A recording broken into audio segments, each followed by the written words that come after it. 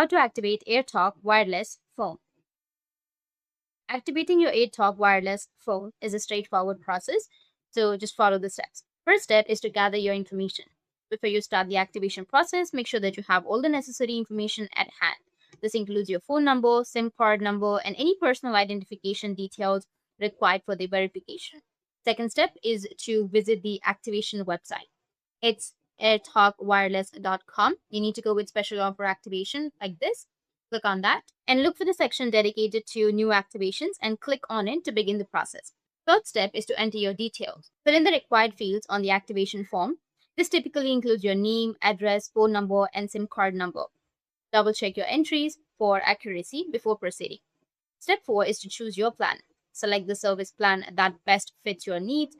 Wireless offers various options, so review the details and confirm or choose the one that suits you. Confirm your selection to move forward. After that, your activation will be completed. Follow the prompts to finalize the activation process. You may receive a confirmation message or email once your phone is successfully activated. Make sure to restart to ensure all the settings are applied. Once you've completed these steps, you'll be able to use your AirTalk wireless phone with the activated. That's it. And if you have any questions, feel free to comment below. Thanks for watching.